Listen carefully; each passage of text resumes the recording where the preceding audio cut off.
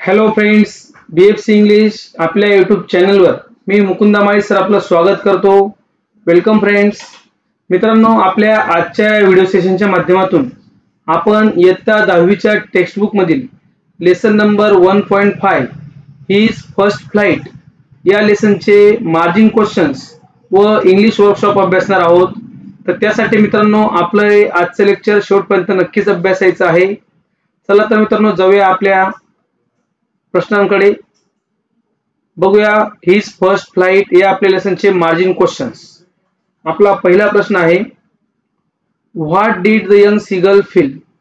त्या यंग सीगलला काय वाटले होते? हा मित्रांनो आपला हा प्रश्न आहे, त्या यंग सीगलला काय वाटले. तर बघूया या क्वेश्चनचे answer. The young seagull felt that his wings would never be able to support him to fly.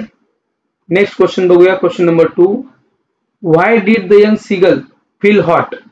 Young सीगलला उष्णता का जाणवली? हा मित्रांनो आपला प्रश्न आहे. तर आन्सर असेल, the young seagull felt hot because it had no eaten anything since the previous night fall.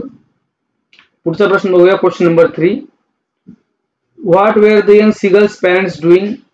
Young सीगलचे पॅरेंट्स काय करत होते? आन्सर असेल आपलं, the young seagull's father was cleaning his white back feather smooth with his beak. His mother was looking at the young seagull. She stood on a little high hump on the plateau. Next question आहे आपला, question number 4. What were the young seagull's brothers and sisters doing? तुम्हाला ठिकाणी sister असेल, फक्त sister नाहीये, फक्त sister. ते young सीगल्सचे भाऊ आणि त्याची बहीण काय करत होते? आपलं आन्सर आहे, the young seagull's two brothers and his sister flying around him curveting and banking and soaring and diving. हे एक मित्रांनो आपलं उत्तर असेल. चला जाऊया पुढच्या क्वेश्चनकडे, question number 5. What did he forget? तो यंग सीगल काय विसरला? तर बघा, the young seagull completely forgot that he had never been able to fly. हे आपलं याचं उत्तर असेल. जाऊया मित्रांनो आपल्या इंग्लिश वर्कशॉपकडे. आपल्या या लेसन मध्ये आपल्याला 5 मित्रांनो मार्जिन क्वेश्चन दिलेले होते. बघूया इंग्लिश वर्कशॉप. यामध्ये आपला क्वेश्चन नंबर 1 आहे, state whether the following statements are true or false. खालील स्टेटमेंट्स हे ट्रू आहेत की फॉल्स? या प्रकारे मित्रांनो आपला क्वेश्चन नंबर 1 आहे. There are four statements given us. बघूया आपला statement number 1A. The young seagull was not confident about the ability of his wings. तो जो यंग सीगल मित्रांनो होता, तो त्याच्या त्या विंग्सच्या ॲबिलिटीवर त्याला मित्रांनो विश्वास नव्हता, कॉन्फिडन्स नव्हता त्याच्या क्षमतेवर, पंखांच्या क्षमतेवर. तर हे स्टेटमेंट मित्रांनो आपलं ट्रू आहे. बी स्टेटमेंट बघा, the young seagull's parents guided and improved his siblings in the art of flying. हे मित्रांनो आपलं ट्रू स्टेटमेंट आहे. जाऊया स्टेटमेंट सी कडे. When the young seagull pretended to be falling asleep his parents notice him. तर मग ज्यावेळेस तो यंग सीगल झोपण्याचं नाटक करत, ढोंग करत होता, तर त्यावेळेस त्याचे पॅरेंट्स त्याच्याकडे नोटीस केलं का त्यांनी? तर आपला आन्सर असेल मित्रांनो फॉल्स.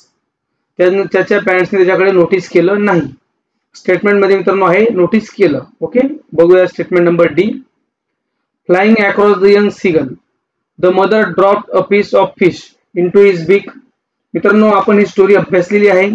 या स्टोरीमध्ये आपण लक्षात आलेलं आहे की त्या यंग सीगलच्या मदरने अ पीस ऑफ फिश, एक फिशचा तुकडा त्याच्या चोचीमध्ये मित्रांनो ड्रॉप केलेला नाही. यावरूनही आपलं लक्षात आलं असेल की हे स्टेटमेंट मित्रांनो फॉल्स आहे. ओके, जाऊया क्वेश्चन नंबर 2 कडे. Complete the following statements. खालील विधाने पूर्ण करा. बघूया आपलं पहिलं विधान, the young seagull is afraid to fly. Young सीगलला उडण्याची भीती वाटली व त्याला भीती वाटते. त्याचं जे कारण आहे मित्रांनो ते आपल्याला ठिकाणी सांगायचं आहे. Because he thought. आन्सर असेल बघा आपलं, he thought that his wings would never support him to fly and he would fall and drown in the sea. B statement आहे, young birds are afraid to make their first flight. जे मित्रांनो छोटे छोटे पक्षी असतात, young birds असतात, त्यांचं ते फर्स्ट फ्लाइट घेत असताना नंतर त्यांना भीती वाटते तर त्याचं रिझन या ठिकाणी आपल्याला सांगायचं आहे.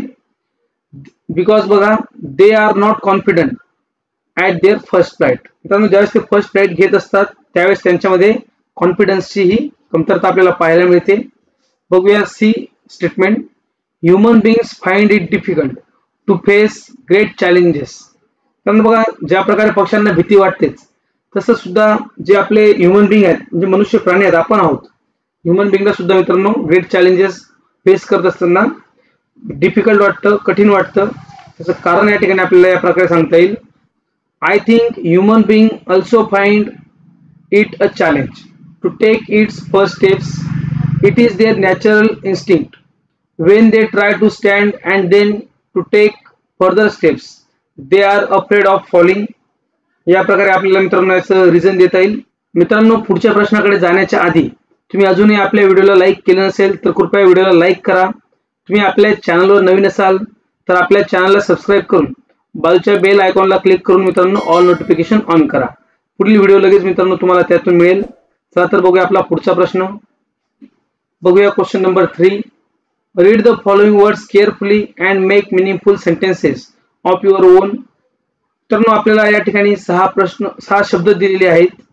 या शब्दांचा मीनिंग लक्षात घेऊन यांचे आपल्याला मीनिंगफुली सेंटेन्स, अर्थपूर्ण वाक्य मित्रांनो बनवायचे आहेत. And write in your notebook. आणि आपल्या नोटबुक मध्ये मित्रांनो आपल्याला हा क्वेश्चन लिहायचा असणार आहे. दिलेले शब्द आहेत आपल्याला बघा, plaintively, monstrous, beckon, curveting, wet आणि सोर. बघूया यांचा वाक्यात उपयोग. The neighbours plaintively announce to the family the demise of their grandfather. A monstrous wave slowed the boat with some fishermen in it.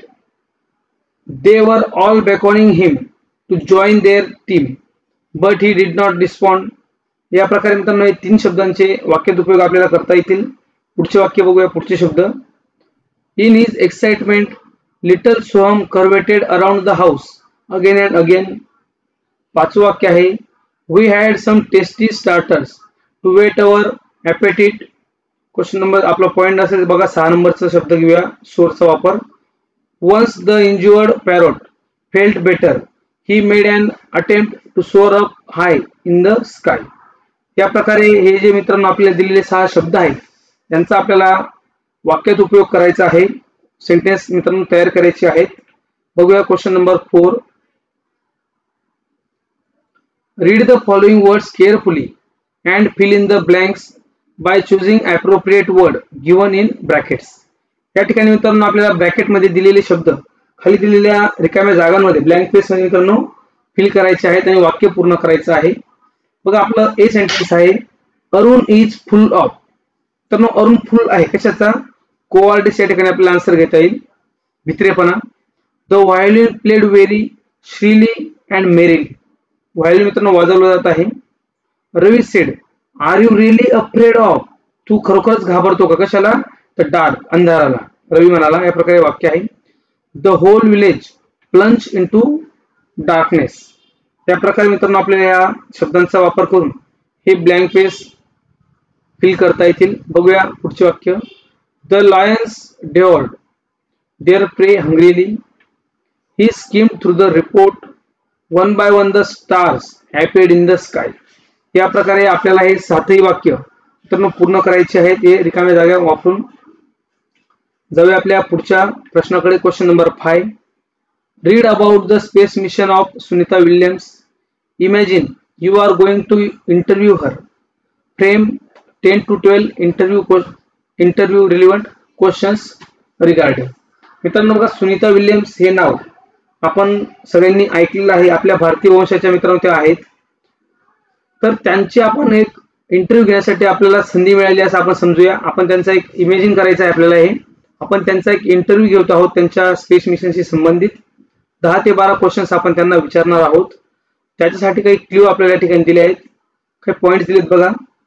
Her early life, training, education, her actual flight into space, future plans, her message to viewers.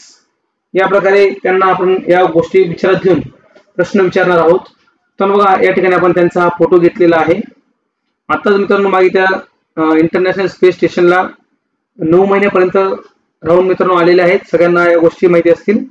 तर बघूया interview question मित्रांनो कशा प्रकारे विचारले जातात. तर बघा या ठिकाणी आपण काही क्वेश्चन घेतलेले आहेत, त्यांना आपण कॉंग्रॅच्युलेशन करत आहोत त्यांच्या स्पेस मिशनशी संबंधित. आणि या प्रकारे क्वेश्चन मित्रांनो त्यांना विचारायची आहेत, त्यांचा तुम्ही डायरेक्टली स्क्रीनशॉट घेऊ शकतात. या ठिकाणी हे बाकी क्वेश्चन आहेत, बाकी क्वेश्चन पुढच्या स्लाइडमध्ये बघूया. अशा प्रकारे हे क्वेश्चन मित्रांनो आपण त्यांना विचारणार आहोत इंटरव्ह्यूसाठी, यूजमध्ये आपण हे क्वेश्चन आणणार आहोत. ओके, जाऊया नेक्स्ट क्वेश्चन कडे आपला. Describe in your notebook the challenges you faced while learning to ride a bicycle or swimming or any skill. तर या ठिकाणी आपल्याला चॅलेंजेस डिस्क्राईब करायचे आहेत ज्यावेळेस आपण बायसिकल लर्निंग करत असू, सायकल शिकत असू किंवा स्विमिंग शिकलो असू किंवा एनी कुठले स्किल आपण शिकत असू, शिकत असताना कशा प्रकारे आपण चॅलेंजेसला फेस केलेला आहे त्या ठिकाणी मित्रांनो लिहायचं आहे. Take hints from the web to complete your write up. तर आपलं लिखाणकाम पूर्ण करण्यासाठी एक छोटासा वेब आपल्याला दिला आहे, तो म्हणजे लर्निंग बायसिकलशी संबंधित. बायसिकल चालवणं शिकत असताना कुठले कुठले चॅलेंजेस आपण फेस करतो सायकल शिकवत असताना बघा. कॉन्फिडन्स, रिस्क, डेअरिंग आणि फिअर या 4 गोष्टी मित्रांनो या ठिकाणी दिल्या आहेत, 2 पॉझिटिव्ह 2 निगेटिव्ह. ओके, तर यानुसार आपण बघूया कशा प्रकारे आपण ही माहिती आपल्या पॅराग्राफ मध्ये लिहू शकतो. तर यासाठी मित्रांनो हा एक पॅराग्राफ या ठिकाणी घेतलेला आहे, त्याचा तुम्ही स्क्रीनशॉट घेऊ शकता. या प्रकारे मित्रांनो आपल्याला एक हा वेब दिला आहे, या माहितीवरून आपण या प्रकारे ही माहिती लिहिणार आहोत. आपल्याला या ठिकाणी हा नॉन व्हर्बल टू व्हर्बलचा क्वेश्चन मित्रांनो असणार आहे, त्याच सेम पॅटर्नचा हा क्वेश्चन आपला आहे. तर या प्रकारे मित्रांनो आपल्या या आजच्या व्हिडिओ सेशन मध्ये आपण आपल्या 1.5 हिज फर्स्ट फ्लाइट या लेसनचे असणारे मार्जिन क्वेश्चन्स आणि इंग्लिश वर्कशॉप असणारा मित्रांनो आपला जो टॉपिक आहे हे महत्त्वपूर्ण लेक्चर या ठिकाणी मित्रांनो पूर्ण केलेले आहे. हा व्हिडिओ शेवटपर्यंत बघितल्याबद्दल मित्रांनो सर्वांचे धन्यवाद. भेटूया आपल्या पुढच्या सेशन मध्ये. Thanks for watching this video friends. Bye.